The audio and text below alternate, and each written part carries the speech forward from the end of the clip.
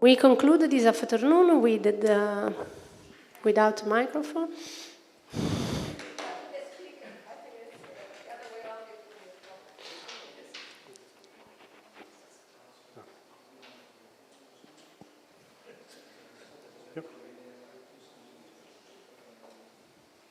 Okay, so now you are really ready. So Jan Hamann with efficient model selection with Bayesian optimization. Please. Okay. I will inform you when you have 10. Okay, cool. 50. I must apologize in advance. There's very little physics content in my talk. It's in fact mostly about statistical methodology. But I was asked to put in at short notice maybe a little bit of discussion regarding what we talked about this morning. So I will try to accommodate that. So some of the results I will be presenting are based on a paper with my student Julius, who graduated last year. Oops, sorry. This is Julius. He's no longer in academia. He's working for a data science company now. And sort of we've picked up on this work with another student, Nathan, and with Amik, who was a student at UNSW, but now is a postdoc at Swansea University. All right. So the general question or problem I'm going to address is how do we actually get from observations, and I'm going to mostly use the cosmic microwave background here because that's the data I most care about, but in general, cosmological observations, or even more general, any sort of observations, how do we get from there to an actual interpretation? So what do these observations tell us about the physics that governs our universe? There are several techniques and things and methods involved in going from observations to interpretation. At the most basic level, it's if we want to arrive at these numbers, we want to find out which sort of cosmological parameters give the best fit to the observations. Maybe at the next step, we want to also involve uncertainties in that. So how certain can we be about these numbers? And going one step higher, you could ask, well, okay, all of this is going to be model dependent anyway. How do we decide which model is the right one to use to arrive at these numbers? Okay, so I'm going to start with the first simpler part, with the parameter inference and optimization. And I'm going to go through this at a somewhat pedagogical level because I'm not sure how common knowledge this is among this audience. So basically the starting point of all of these considerations is some sort of mathematical model of the universe here, some sort of cosmological model. And this will inevitably depend on a set of cosmological parameters. And the most obvious example for that is standard lambda CDM, which, if you want to fit cosmic microwave background data, has 6 free cosmological parameters. But of course, there's an endless number of variations of this model. So, for instance, for a neutrino audience, you might be interested in combining this with an effective, or with the sum of neutrino masses, or both of them at the same time, or have neutrino interactions, or whatever. Yeah. So in each of these cases, you would have a set of cosmological parameters. Once you specify your cosmological model and the parameters, you then need to go ahead and calculate what your theoretical predictions for observables given a certain set of cosmological parameters is. Yeah. So in this case, for the CMB, this would be the blue line here, that's a theoretical prediction for the angular power spectrum of the CMB. Then the next step is you actually compare your theoretical prediction to what you've measured. Yeah? And technically, what happens there is we have some sort of likelihood function which specifies the probability of the data given the model and specific values of these parameters. And if you're not familiar with this, I'm sure you have seen something like that before. So in the simplest case, if you have uncorrelated Gaussian measurements, then -2 times the logarithm of the likelihood is just the chi-squared. Yeah. So the difference between theoretical prediction and the measured observable divided by the uncertainty squared. Now, in many cosmological cases, it's not that simple, and the likelihood can be quite a bit more complicated. So this is kind of hard to interpret because this is the probability of the data given the model. If we want, a readily digestible interpretation of what we see, what we really want is the probability of the parameters given the data. Yeah, so we have to swap the order of things in this conditional probability here. And the way to do that is to apply a rather simple relation for conditional probabilities that goes back to the Reverend Thomas Bayes and is known as Bayes' theorem. So in order to swap the order here, you have to multiply this by a prior probability distribution, which essentially encodes what you know about these parameters before you've actually done your observation and before you've taken any data. Yeah? So this has a nice interpretation in that the resulting posterior probability is then what tells you what you've learned from your observation and updates your prior beliefs on these parameters.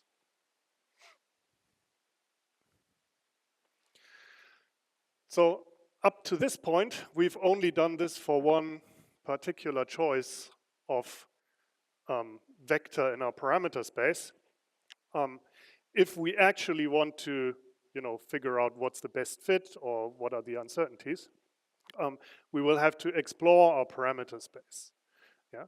So we will need to, at this point, select a next point in parameter space at which to evaluate the likelihood and the posterior probability. And ways of doing that, I mean, the most naive way of going about this is to just do a grid scan in parameter space.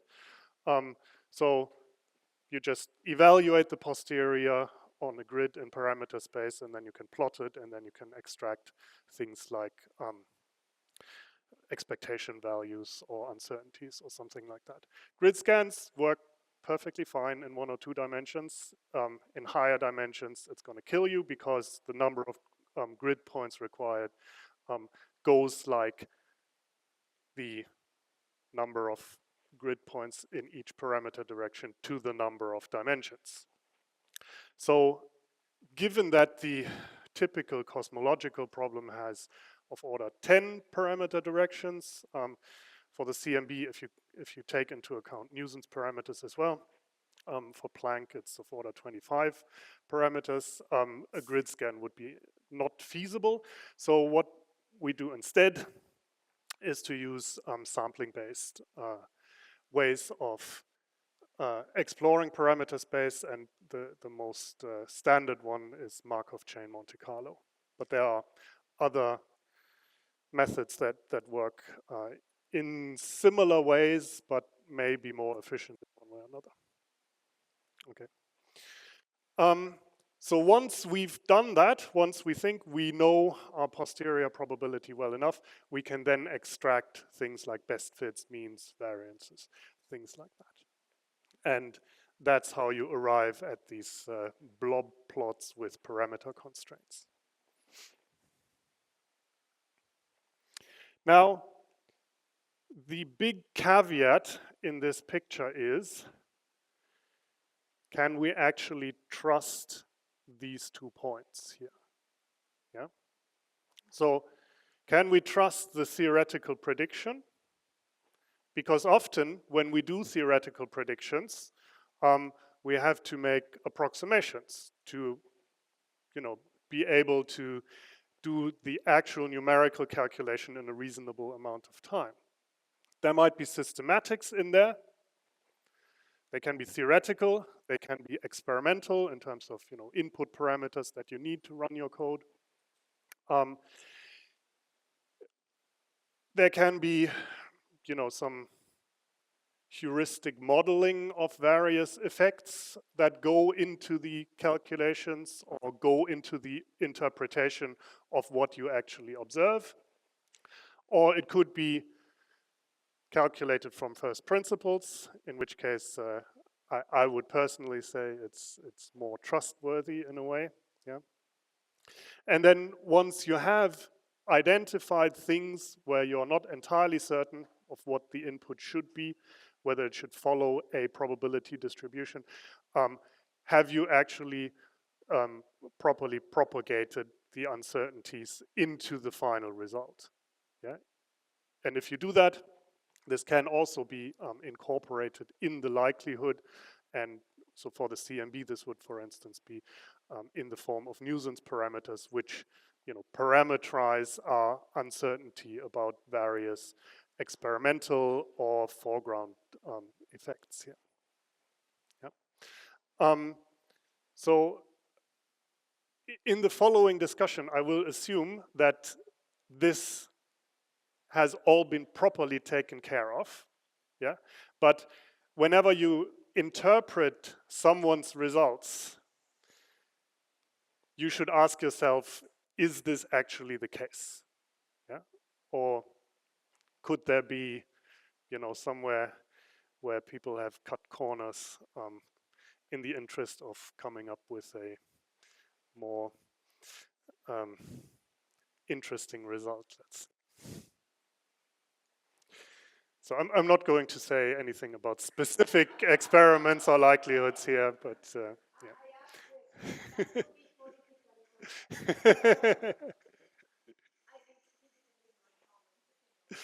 Okay. Let me also point out that even sometimes at the level of the theoretical prediction, codes may be optimized for certain theoretical scenarios, for certain cosmological models. And if you then use the same code to calculate predictions for your slightly varied model, what might work for the basic model with that code might not work for various extended models. Yeah? So this is always something to keep in the back of your mind to make sure that you're not introducing any of these things on purpose. Right. Okay, so back to the usual way of doing inference. That's typically done using Markov chain Monte Carlo. And the basic idea there is we do a random walk in parameter space that explores the posterior probability distribution. And in some limit, the points along the way, which we've sampled, converge to the underlying distribution. The density of points converges to the underlying distribution. Okay, I'm not going to go through this in detail, but here is the basic algorithm that underlies that. As you can see, it can be written down in 6 lines and is already 70 years old. Basically, the idea is if you are at a point in parameter space, you propose a step in a random direction with a random distance in parameter space.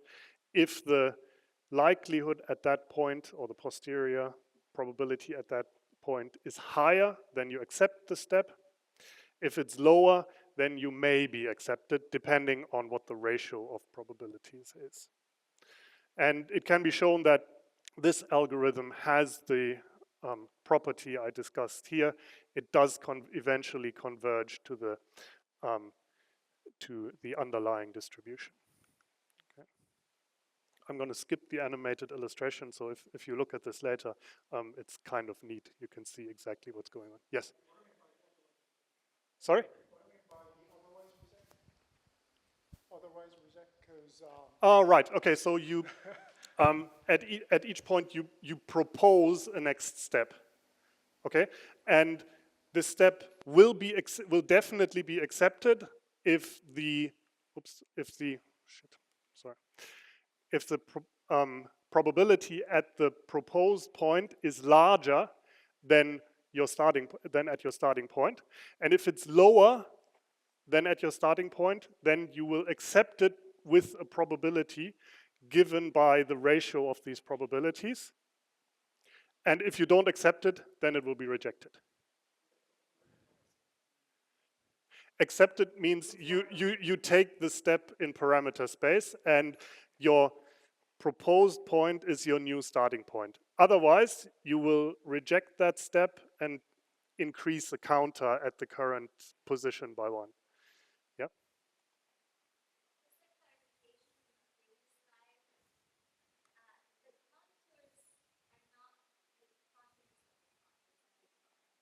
No, they are Bayesian contours. Yes. So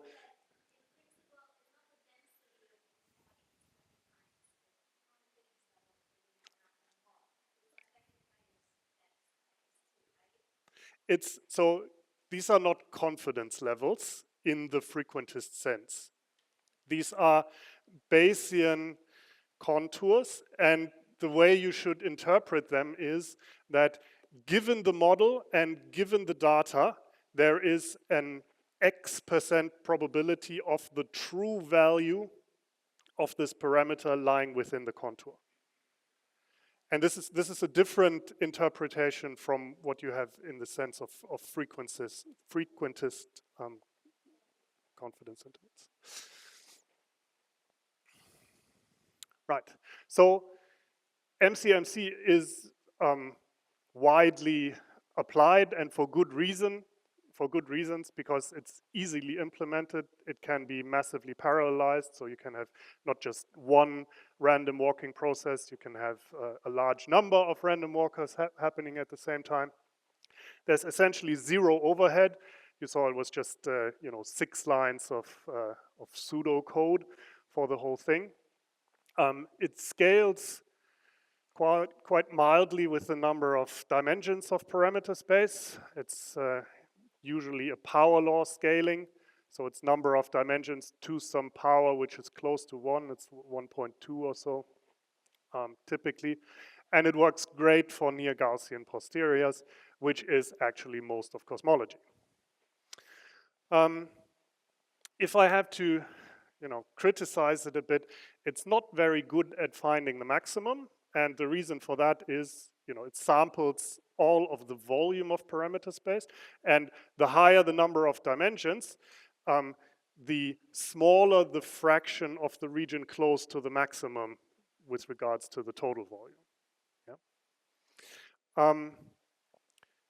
So what you need for making these CMB exclusion plots is typically of order 10 to the 4 function evaluations for those 10 parameter directions. Now, where MCMC, at least in its simplest implementations, fails badly is if you have complicated posteriors. And by complicated, I mean multimodal or non-Gaussian, or where you have weird nonlinear correlations. Yeah? In those cases, it can take ages for it to properly converge, and you may have to multiply this number by another big number, potentially. What's been bothering me ever since I learned about this is also that it's not very smart. Most of the information you actually generate while calculating all of these samples is ignored. And that's by design, because in order to have this property that, oops, where are we? That your samples essentially converge to the underlying distribution, that your samples become independent samples, they cannot know anything of each other. Yeah. Also, in constructing these contours, we only use the density of the samples. We don't use the actual value of the likelihood at any of these steps. That information is essentially just completely ignored. So the question is, can we do better? Can we do the sampling in a smarter way? And so what we did, and we were motivated essentially by an example. I will show results in a second. We were motivated by an example where you have such a complicated, multimodal, very non-Gaussian posterior distribution, and also where an example where the actual function evaluation is more expensive in a computational sense than in the standard lambda CDM case. So in other words, in an example where normal MC doesn't work so well. So what's the idea? The idea is to use a technology known as Bayesian optimization. And in the first place, our goal was just to find the global maximum of the posterior function in this case. Yeah. So Bayesian optimization consists essentially of two steps. The first step is a regression step. So based on the samples of the function you already have, you guess the global shape of the function. Basically a smart way of interpolating and extrapolating your posterior function over parameter space. And the second ingredient to Bayesian optimization is a selection rule that tells you at what point in parameter space to take the next sample. And you want to do this in a clever way. Yes? Yes. So this is purely a statistical, or if you want to use modern language, machine learning kind of approach. Yeah. So what we used for the regression algorithm is something called Gaussian process regression. I'll go through this in a second. And for the acquisition function expected improvement, I will also explain that. So the basic idea behind Gaussian process regression is that, and I'm sure you've all encountered a problem like this before, you have some measurement of an unknown function. You have your data points, and you have potentially error points, error values for the data, and they can even have, be correlated. So you have a covariance matrix that describes the data. But you want to know, what does this function look like globally? So what is the value of the function in between the data points I've measured? And of course, you can be naive and say, okay, I will just connect the dots with straight lines or whatever. Yeah. And depending on what your accuracy requirements are, this might even work. But the downside of things like that, or even if you do smarter things like cubic splines or whatever, is that you're always fixed to a particular functional form of your interpolation, which, if it's close to the underlying function, is all fine, but if it's not, then it might fail badly. So the Gaussian process regression is completely agnostic in that sense. As you said, there's no assumption about the physics behind it. We don't have to assume a particular functional form of the interpolating function. So what we do instead is we assume that for each value x, our function value is a random Gaussian variate drawn from a Gaussian distribution. Now, if we did that and were to take uncorrelated random samples, then you would end up with a function that doesn't look very physical, yeah, because it's not continuous. So we want to make sure that the resulting Gaussian process is continuous. So what we need to assume is that there is a covariance function that describes the correlation of the Gaussian variates at different points. And an example for such a covariance function is, for instance, just a Gaussian. Okay? In this case, for the Gaussian, you have two free parameters in one dimension. One would be corresponding to the width of the prior, so how far do you allow your Gaussian process to go away from the mean of the Gaussian. And the second one would be the correlation length, so over what distance in parameter space do the Gaussian random numbers actually know about each other. Yeah? And individual realizations of the Gaussian process might look something like this. So if I increase this prior width parameter A, I end up with larger excursions from the mean. If I decrease it, smaller excursions from the mean. If I increase the correlation length, it's sort of like, you can think of it as a sort of stiffness of the Gaussian process. A large correlation length corresponds to a large stiffness, so it becomes harder to have lots of wiggles in your Gaussian process. You end up with something smoother. For shorter correlation length, you can end up with lots of small structure in your Gaussian process.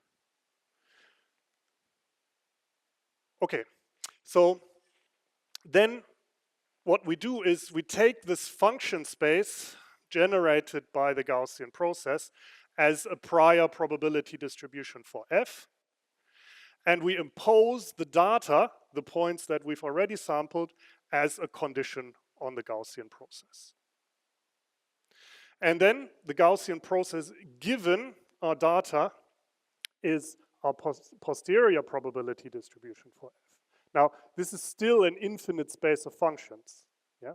We still have an infinite number of Gaussian processes then that can describe that. But now we can evaluate, for instance, expectation values and the covariance of the Gaussian process.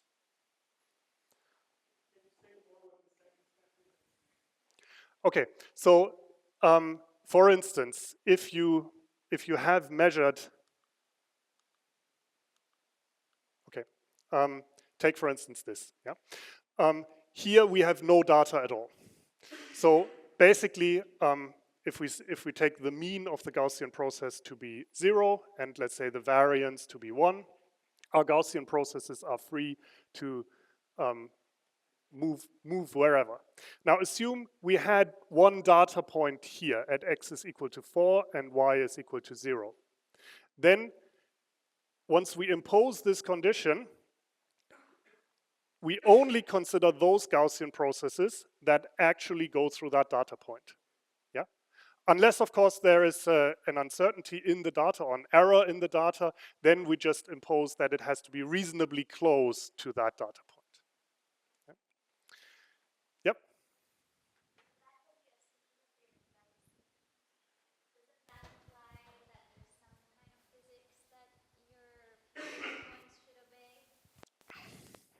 Not necessarily. In principle, we could have used a different probability distribution. It's just that if you take a Gaussian as your prior, you can derive analytical results for the means and for the covariance that can be calculated relatively easily. Yeah. So, going back to this one here, these additional parameters we had to introduce to describe the covariance function, and there can be other sources of parameters that are specific to the Gaussian process, are called hyperparameters. And as we will see in a moment, these hyperparameters can actually be determined through the Gaussian process itself, and we don't need to input them by hand. So schematically, if we just look at what the input and the output of Gaussian process regression is that the input is a set of data points, the samples of the posterior we have already taken in parameter space, the covariance of the data, a covariance function of the Gaussian process, and a set of test values at which we want to find out what the interpolated value of the function is. And then all it takes is some straightforward linear algebra, and the output then is the target means, i.e. the expectation values of the interpolation at the input test values, and the covariance of the targets. So basically, you get an expectation value for the interpolation, and you get error bars for the interpolation, which is very important because many other interpolation methods don't give you an uncertainty. Yeah. On top of that, you also get something called the marginal likelihood, which is the probability of the hyperparameters and the model given the data. So this tells you something about the hyperparameters here. It tells you for what values of the hyperparameters you get an interpolation that agrees or that is appropriate for the input data. So we can go ahead and find the values of the hyperparameters that maximize the marginal likelihood to find the most appropriate Gaussian process for us to do this interpolation. Yeah? So essentially, you let the data decide on what the best Gaussian process is. And that's very nice. We don't have any dependence on, user input of these parameters. So let me just give you an example of what this could look like.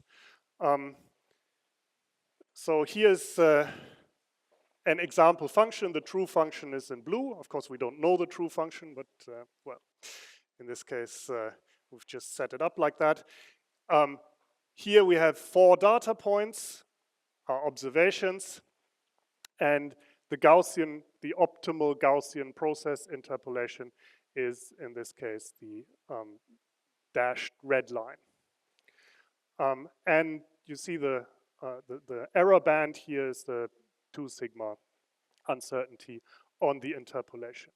And as expected, since we didn't specify any error bars on our data points, the uncertainty goes down to 0 as we go through the data points. The further we're away from one of the data points, the larger the uncertainty becomes. Now, if we're interested in finding the maximum, the global maximum of this function, then we in general have to balance 2 aspects of how we want to choose that.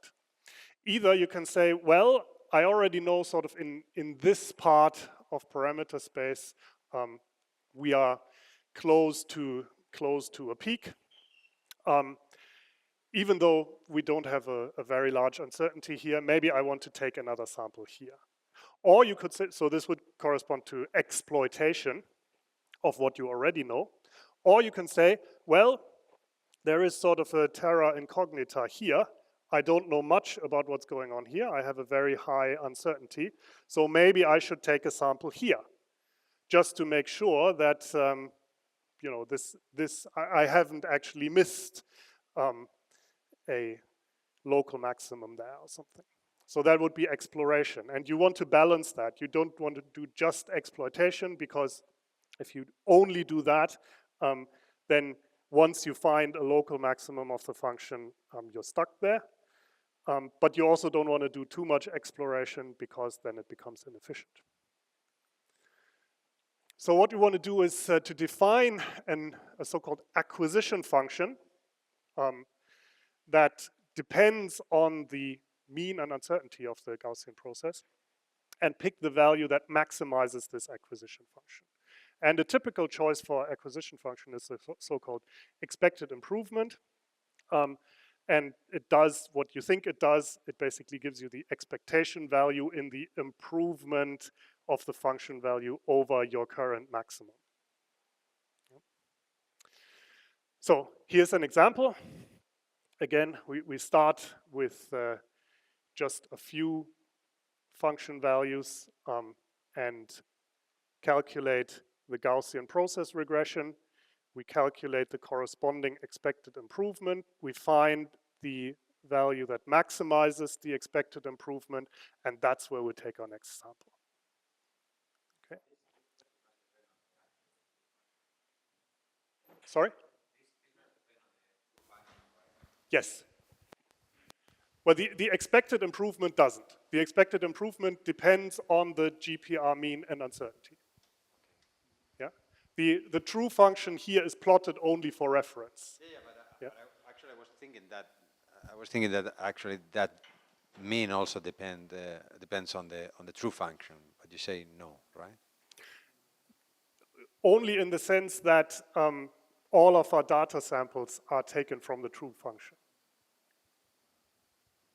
Oh, okay. Yeah, the true function is what we want to find, is what we want to approximate by the Gaussian process.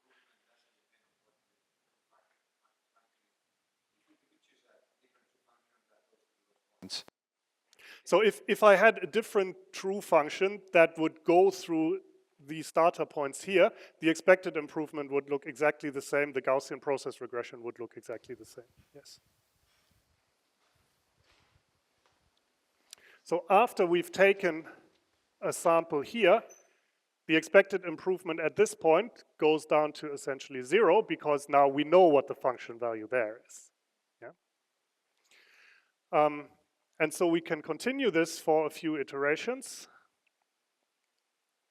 And it's like basically you take a hammer and squash down the biggest bump in the expected improvement function. And one thing you will notice is that the expected improvement decreases the maximum value of the expected improvement. And that's natural because, I mean, the more samples you take, the better you know the function and the less likely you are to, find a big jump in the best fit from your next sample taken. So here's an example of what we actually applied this to. It's not related to neutrino physics, it's related to inflation. So we looked at inflation models with primordial power spectra, where the primordial power spectrum is not the usual smooth power law, but where you have a sinusoidal modulation of these power spectra. And there you always get extremely nasty structure of the posterior in the direction of the frequency of this modulation. So you can have many, many local maxima in the posterior for different values of the frequency. So the blue lines here are what I generated back in 2018 for the last Planck inflation paper using a nested sampling algorithm, which required taking upwards of 10 to the 5 likelihood evaluations and had to run for a very long time in parallel on a large computer. And for comparison, we have our results. The red dots are the samples we took of this function with a Bayesian optimization-based algorithm. And as you can see here, not only did we need 2 orders of magnitude fewer function evaluations, so this is just of order 1,000 samples, it's also much better at finding the global maximum. So in this case, the way I did things for Planck actually missed the best fit. But it's especially much better at finding all of the local extrema of this function. Yeah? and this for a fraction of the numerical cost. So this is actually quite nice. It's not just good for optimization, not just good for finding the optimum, the maximum though. It turns out, if you look, for instance, at the profile likelihood, which gives you an idea of how well you have measured the global shape, or have learned the global shape of the function, and the uncertainty bands of that, for about 1,700 samples, we have a pretty good idea of what the global shape of this profile likelihood is. So perhaps we can therefore apply this not just to optimization, but also to inference. Yeah. Now, let me just quickly summarize the pros and cons. So it's very highly efficient, Bayesian optimization. It's great at finding the global maximum of a function. It's also very good at determining the overall shape or profiles of functions. It works well, as we've demonstrated, even for very nasty functions. And it doesn't require any user input or fine-tuning. It works just straight out of the box. That's nice. There may be issues. It can struggle with high dimensional problems if the number of relevant dimensions is larger than 10. Fortunately, in cosmology, a lot of the parameter directions are not very relevant, and you don't have a lot of structure there, especially in the nuisance parameter directions. So often, even if you have a higher dimensional problem, it can be effectively reduced to a lower dimensional problem where this works. But of course, the thing we can't get around is that there's a non-trivial computational overhead. Yeah, so for each sample I take of the posterior, I first have to do the Gaussian process regression, and I have to find the maximum of the acquisition function. Yeah. So this is not necessarily worth it if the likelihood is sufficiently quick to calculate. And it will not be worth it for standard lambda CDM with standard Planck likelihood. But it is definitely worth it for those feature models. Yeah. So now you can say, well, yeah, I can learn the posterior shape. So I can also apply this to parameter inference as a whole. I just make sure that once I have learned the shape sufficiently well, I replace the calculation of theoretical prediction and likelihood evaluation with my Gaussian process regression approximation of the function. So this is known as an emulator in a way. This is already implemented in a Python package that came out a couple of years ago, gpri. It's worth playing around with, but again, it's not, don't expect any efficiency gains in standard cosmological problems. Now, in all of this, we assumed that we know the right model. Yeah. So all of the parameter constraints are conditional on the model being used to fit everything being the correct one. Now we don't know that, yeah, a priori for a given model. So if we have different contenders, different options of models, we want to find a way to actually compare how well the models do. And in the Bayesian approach, there's a very natural way of doing that because, well, what are you interested in? You're interested in the probability of a model given the data. Yeah. So essentially, what you need to do is to apply Bayes' theorem another time to relate this to the probability of the data given the model, which can be easily calculated, well, not so easily actually, as it turns out, by integrating the posterior probability over parameter space. So once you do that, then you can form the the base factor for two models, which is the ratio of their Bayesian evidences. And this, as anything in the Bayesian approach, has a very straightforward interpretation. The base factor B12 tells you model M1 is B12 times more probable than model M2. So it gives you something like betting odds for the probability that your model is true relative to the other one.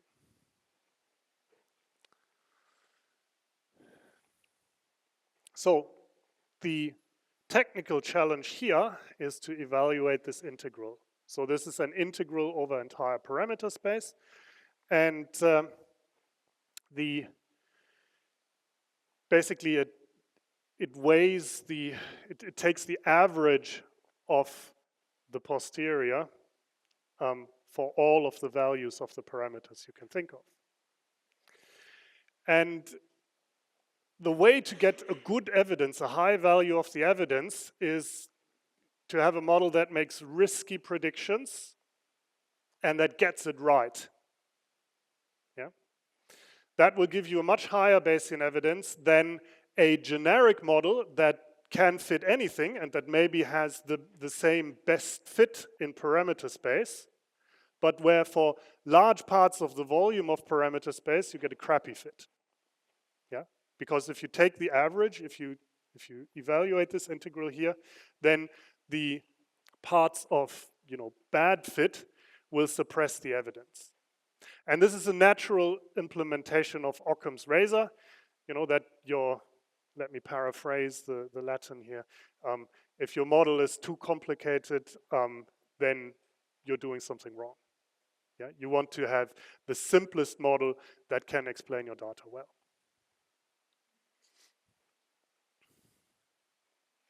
Now, calculating an integral like this is not trivial. Multidimensional integration is always difficult. Now, the standard approach here for doing this in cosmology is the nested sampling algorithm, which is basically a slightly smarter way of running an MCMC. And this typically requires about 100,000 to 1 million samples for cosmological problems, for features models in particular, to get an estimate of a reasonably accurate estimate of the evidence. So this is even harder than parameter inference. And so the question is, can Bayesian optimization help? Yes, it can. So now we have a different goal. Our goal is no longer to maximize the function. And what we instead want to maximize or minimize is the overall uncertainty of the function. And we can adjust for that by changing our acquisition function, by going to a different acquisition function. So if you're sampling the posterior itself, then the obvious choice for the acquisition function to use is the so-called integrated mean square prediction error, which is an integral over the uncertainty of the Gaussian process over all of parameter space. Okay, so this is not the whole truth. We pick a sample point of where to take the next sample. We pretend that the sample there is given by the mean of the Gaussian process regression and its uncertainty. Then do a new Gaussian process regression and then integrate here. Yeah? This is known as fantasizing. So we're pretending that the next sample is just given by our current Gaussian process. And the very convenient thing about that is that the IMSPE already gives us an estimate of the uncertainty of the evidence integral.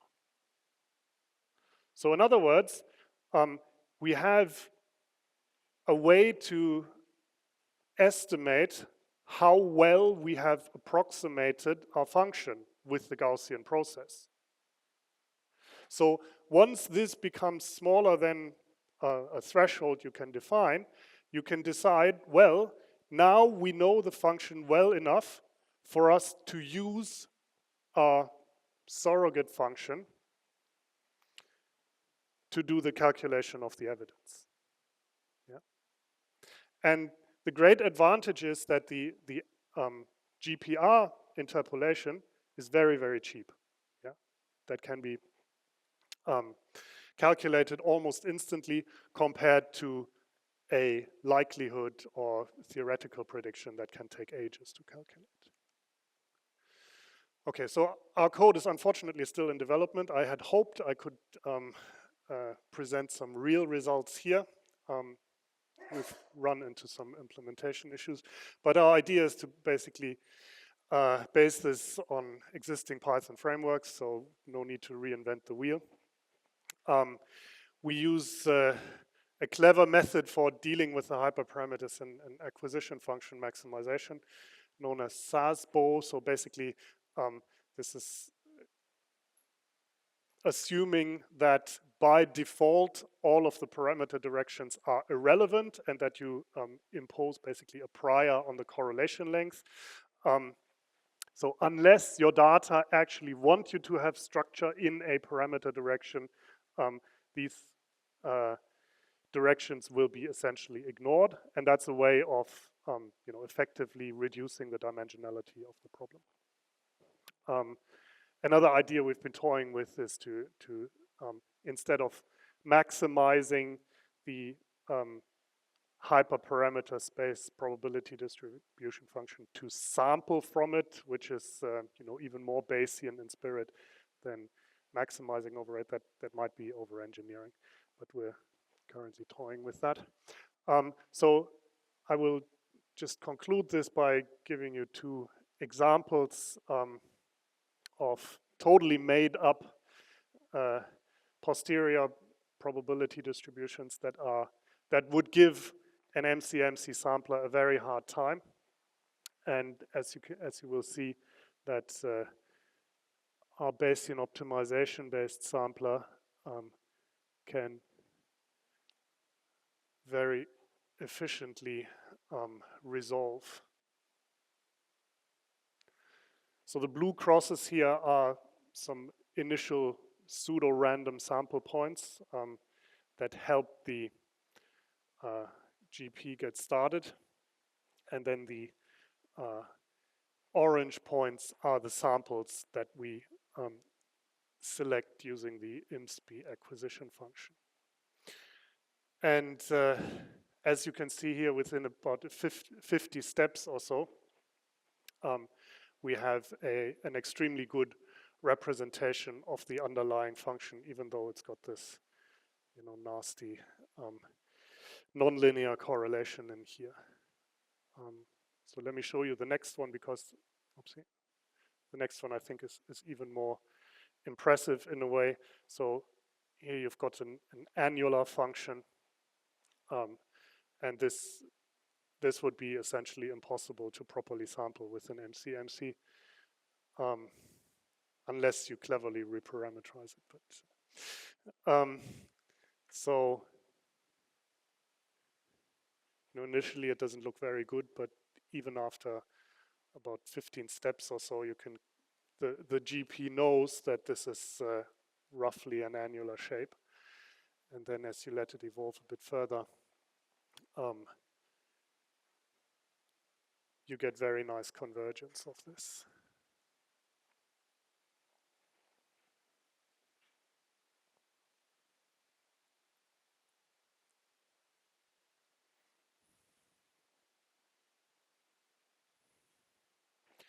Okay.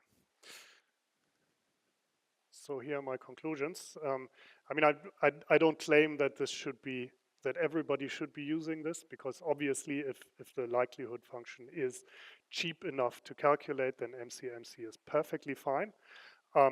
But given that our data sets become more complex, so the calculation of the likelihood itself may take a longer time, and at the same time we have with higher accuracy of our measurements, we have higher requirements for the theoretical predictions as well. So making an accurate theoretical prediction of our observables will also be harder and more involved. So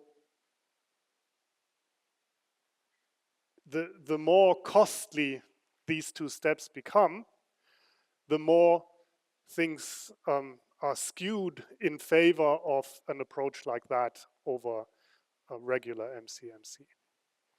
So yeah, we're still working on the code and the paper, but I hope it will be out on the archive soon. Thank you.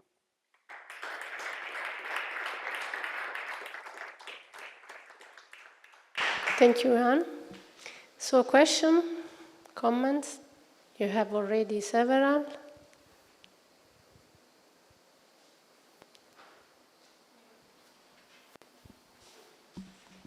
When you show the uncertainty, why is not centered around? It looked like it was not centered out the true function. No, it was the slide before the inflation, the Planck inflation paper. Yes. Yes. You mean, why is the uncertainty not... The uncertainty should be centered around the red dashed line. And not the blue one. Not the blue one. The blue one we don't know. In principle. In principle, yeah. Okay. The blue one is the one we want to reconstruct. Yeah.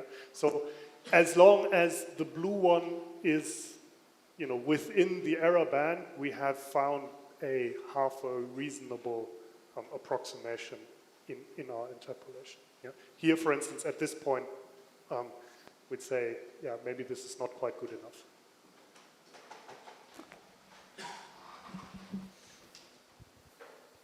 So, okay. One over there.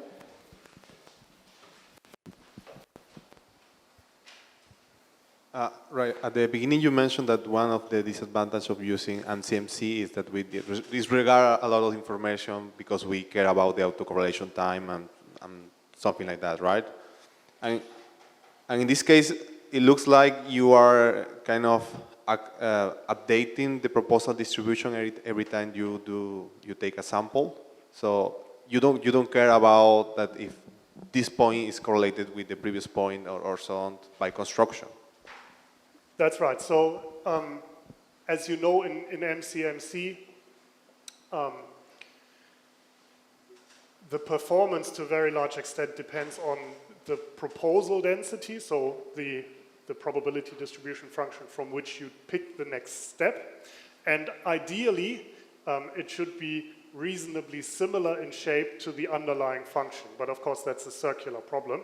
And therefore, what one does is one initially guesses something, then takes a few samples, or maybe a few hundred or a few thousand samples, and then updates the proposal density based on what you've already found. The problem of that is that you can't use these first few samples for your final estimation of the posteriors, because strictly the result that you have convergence of your MCMC only holds true for a constant proposal density. Yeah? So you remove all of those samples, which adds a bit to the inefficiency of that. Yeah? The Bayesian optimization approach does not have any random component in it, unless, of course, you do your optimization in hyperparameter space using optimizers that have random components. Right? But at its heart, it's deterministic, yeah? And therefore